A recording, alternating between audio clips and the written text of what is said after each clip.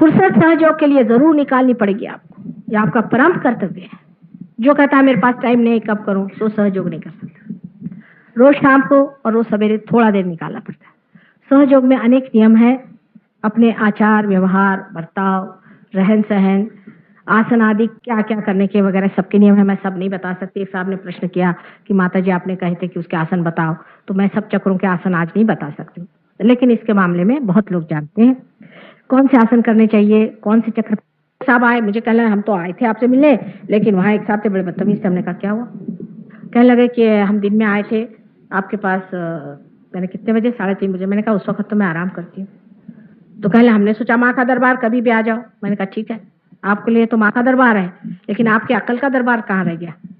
जो रात दिन माँ मेहनत कर रही, क्या उसको थोड़ा आराम नहीं करना चाहिए? अगर उन्होंने कह दिया कि इस वक्त माँ आराम कर रही है, आप नहीं आए, तो आपको खुद सोचना चाहिए कि बात सही है। लेकिन जब वो उस जगह खड़े होंगे तो क्या करेंगे? इस प्रकार लोग बहुत बार सहयोग से बेकार में भागते हैं, और इसकी वजह सबसे बड़ी मैं तो यही सोचती हूँ कि अभी वो पात्र नहीं। जो आदमी पात्र होता है घुसता चला जाता है, थोड़े दिन नाराज हो रहे हैं, कुछ हो रहे हैं, चलो घुसते चलो इसमें, और गहन उतरता है। जो सॉफ्ट लाइन है वो हमेशा लेती है जीवंत चीज। जैसे एक बी है, जब वो अंकुरित होता है, जब स्प्राउट करता है, तो उसका जो रूट कैप होता है बड़ा छोटा सा होता है, इतना सा, लेकिन बड़ा समझदार वाइज होता है। वो जा करके किसी चट्टानों से नहीं टकराता है, किसी पत्थरों से नहीं टकराता है, पर पत्थर के किनारे पे थोड़ी सी सॉफ्ट जगह मिल जाए उसमें से घुसता चला जाता है और जाके जम जाता है, और उस पत्थरों पे इस तरह से जकड़ जाता है कि सारा पेड़ का पेड़ उसी सहारे खड़ा हो जाता है। ये अकलमंदी की बात। जब इतना सा एक सेल है, उसको इतनी अकल है, तो क्या एक सहयोगियों को नहीं होनी चाहिए कि किस तरह से हम गहन उतरे चले? कुछ ना कुछ बहाना बन के सहयोग से भागने से आपकी प्रगति नहीं होगी, आपका ही लॉस होगा। ये सब बहानेबाजियां आपको बंद करनी चाहिए। ये अपने मन का खेल है, इसको आप छोड़िए। ये ईगो है और कुछ नहीं है, ये बड़ा सूक्ष्म ईगो है।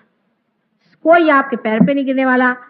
ये तो जरूरी है कि सबसे अच्छे से बातचीत की जाए, कहा जाए, पर कल कोई बिगड़ भी गया, उस पर से सहयोग से भागने की क्या जरूरत है? आप जब तक आप केंद्र पे नहीं आएंगे तब तक आपका कोई सा भी काम नहीं बन सकता है। एक तो सबसे बड़ी बात यह है कि लोग बहुत से ये भी सोचते हैं कि अगर हम सहयोगी हैं तो हमारे बाप दादे के दादे के, बहन के और भाई के कोई ना कोई रिश्तेदार कहीं अगर उसको कुछ हो जाए तो बस वो माता जी उसको ठीक करे। एक साहब बहुत बड़े सहयोगी हैं और हमारे यहाँ ट्रस्टी रह चुके, सालों से ट्रस्टी है, उनकी बीवी भी, दोनों को बहुत बीमारी थी, ठीक हो गए, काफी गहरे उतर चुके, सब कुछ हुआ। उनके लड़का ऊपर से गिर के मर गया। नॉर्मली सहयोग के लोग एक्सीडेंट से मरते नहीं, कभी अभी तक तो हमने सुना नहीं किसी को मरती। और वो इस तरह से मर गया, जवान लड़का था, लेकिन उन्होंने ये कहा कि ठीक है, ये तो कुछ ना कुछ होना था और हो गया, लेकिन एक्सीडेंट से तो माँ ने मुझे बहुत बार बचाया है। मैंने इतने बार अपने लड़के से कहा कि माँ के पास चलो, आया नहीं, तो मैं क्या उसकी जिम्मेदारी ले सकता? अगर वो माँ के पास आता, अपने बच्चे को लेके आता, तो कभी भी ऐसा नहीं होता। उन्होंने यही मुझसे बात कही, और इतने उस बच्चे को प्यार करते थे, सब कुछ, लेकिन उन्होंने कहा कि जब बाप ही नहीं आ रहा था तो लड़का क्या आएगा? आपके जितने रिश्तेदार हैं उनका ठेका हमने नहीं लिया हुआ, ना आप लीजिए। आप उनसे कहिए कि सहयोग में आप उतरे, सहयोग को आप पाएं, और इसकी रिश्तेदारी आप अगर उठा ले तो सारी दुनिया ही आपके रिश्तेदार है। पर यह सोचना कि मेरी बहन बीमार रहती है और मेरे फलाने बीमार रहते हैं, और इस तरह से जो लोग करते हैं उससे कोई लाभ नहीं। पहले आपको पार हो जाना चाहिए, पार होने के बाद आपका अधिकार बनता है। उस अधिकार के स्वरूप आप चाहे जो भी मांगे, आपका पूरा अधिकार है, सर आंखों पर है। आप अगर समझ लीजिए आप इंग्लैंड जाएं और इंग्लैंड से जाकर आप कहें कि हमें चीज चाहिए, अरे रहने दीजिए, उस लंदन में आपको लोग पैर नहीं ठहरने देंगे जब तक आपके पास सत्ता न हो वहां जाने की। जब आपके पास सत्ता नहीं है तब आप सहयोग से कोई भी आशीर्वाद मांगना गलत है। जैसे एक साहब थे, बहुत बीमार थे, इन लोगों ने टेलीफोन किया, ट्रंक कॉल किया, माँ उनको ठीक करो, पार नहीं थे, कुछ नहीं। तो मैंने कहा अच्छा हम कोशिश करते हैं, उनके साहबजादे पार थे, कोशिश करी। उन्होंने कहा कि देखो इसको छोड़ दो। अहंकार इतना था कि वो ठीक ही नहीं हुआ। तब मैं आने पर वो ठीक हो गए, थोड़े दिन उनकी जिंदगी चली, लेकिन जब मरना है तब तो आदमी मरता ही, वो थोड़ी ना हम रोकने वाले। सिर्फ ये है कि सहयोग से मनुष्य शांति को प्राप्त करता है मरने से पहले, और जो चीज बहुत आकस्मिक हो जाती है उससे बच जाता है। इसलिए मैंने कहा कि एक्सीडेंट से नहीं मरता है, सडनली कोई चीज होकर नहीं मरता है, वास्तविक जब मरना है तब मरता है। तो उनको जब मरना था वो मर ही गए बेचारे, वो पार भी नहीं हुए थे और बड़ी मुश्किल से उनको किसी तरह से ठीक किया था, वो मर गए। तो उनके सब रिश्तेदार कहने लगे कि माता जी इनको बचाया नहीं। मैंने कहा उनसे एक सवाल पूछो कि आपने माता जी के लिए क्या किया। पहला सवाल। लोग ऐसा हक सहयोग पे लगाने लगते हैं क्योंकि ये सहज है। वो सोचते हैं कि माँ ने हमारे लिए क्या किया। अभी आपने क्या किया माँ के लिए, आपने अपने लिए क्या किया। पहले तो सवाल ये पूछना चाहिए कि हमने अपना ही क्या भला किया हुआ है, सहयोग में हमने ही क्या पाया हुआ है, क्या हमने अपने वाइब्रेशंस ठीक रखे हैं, या क्या हमने एक आदमी को भी पार कराया। महाराष्ट्र में आप आश्चर्य होंगे कि इतने लोग पार होते हैं, हजारों की तादाद में।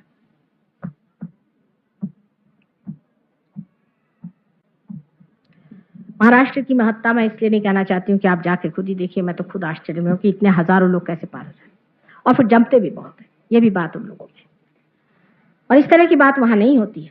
अब वहां ये नियम बनाया था पहले हमने कि जब किसी ने कर 11 आदमी को पार किया वही मेरे पैर छू सकता है। वहां पैर छूने की लोगों को बीमारी, अगर किसी से कहो कि पैर नहीं छूना तो बस उनके लिए फिर आफत हो जाती। शेरदार भी आदमी होंगे तो भी चाहेंगे कि माँ के पैर छू।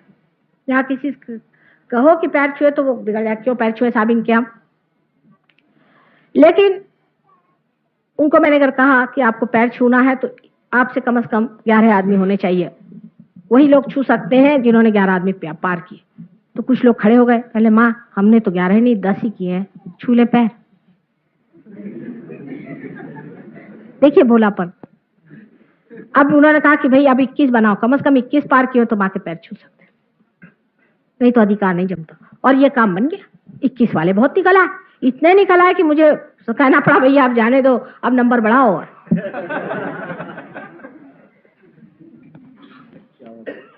51 कर दीजिए तो भी बहुत निकल आएंगे। वहां तो ऐसे ऐसे लोगों 10-10 हजार पार किए, इसीलिए शायद उसका नाम महाराष्ट्र रखा है।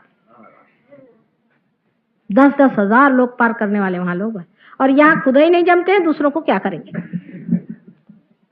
बिल्कुल फ्रिवलस जिसको कहना चाहिए टेम्परामेंट है। अपने तरफ भी सेल्फ एस्टीम नहीं है, अपने बारे में भी विचार नहीं है, ना दूसरों के बारे में। जानते नहीं कि हम क्या, हम आत्मा स्वरूप हैं, कितनी बड़ी चीज है, हम कितने शक्तिशाली हैं, इस शक्ति को हमें बढ़ाना चाहिए। अपने बारे में कोई विचार ही नहीं है, एक बस रौनक लगा ली बस हो गया, इससे काम नहीं होता। अपने अंदर जो है रौनक करनी पड़ती है और सबके साथ में इसको बांटना पड़ता है। मराठी में कवि हो गए हैं, उन्होंने कहा है त्याला पाहिजे जातीचे एरे गबाळ्याचे काम नोहे। कहले इसके लिए जिसमें जान हो वो आए, ऐसे वैसे लंदी फंदी लोगों का ये काम नहीं। एरे गबाळ्याचे मैंने बेवकूफों का ये काम नहीं। इसलिए आपसे मुझे रिक्वेस्ट करना है, बताना है बहुत बहुत विनती करके कि आपको जो भी दिया है उसका संजोना बहुत जरूरी है, उसके और बढ़ना जरूरी है। दिल्ली के फाउंडेशन के पहले स्टोन्स हैं और आज 7 साल से मैं यहाँ मेहनत कर रही हूँ दिल्ली में, और अभी इन गिन के 200 स्टोन्स भी नहीं जोड़ पाई। ये कठिनाई है, आप सोचिए। और जो आते भी हैं ज्यादातर दल बदलू और दल बांधने में नंबर 1। ये शायद हो सकता है कि पॉलिटिक्स का असर हो, चाहे जो भी हो। इतना पॉलिटिक्स करते हैं कि जिसकी कोई हद नहीं। इसमें पॉलिटिक्स नहीं है, कुछ नहीं है, इसमें सिर्फ अपने को पाना और परमात्मा को पाना और सारे संसार को एक नई सुंदर प्रेम पूर्ण क्रांति में बदल देना ही एक काम है। बड़ा भारी काम है, बहुत महान काम है, इसमें हजारों लोग चाहिए। और अगर आप नहीं करिएगा, ये भी आप जान लीजिए, तो ये लास्ट जजमेंट है। जजमेंट कुंडलिनी से ही होने वाला है, और क्या भगवान आपको तराजू में डाल के नहीं देखने वाले। कुंडलिनी को जागरूक करके ही आपका जजमेंट हो रहा है। वो लास्ट जजमेंट जो बताया गया वो शुरू हो गया, और जो इसमें से रुक जाएंगे उसके लिए कल के अवतरण में आप जानिएगा सिर्फ काट छाट होगी। कोई आपको लेक्चर नहीं देगा, कोई बात नहीं करेगा, बस एक टुकड़ा इधर या एक टुकड़ा उधर।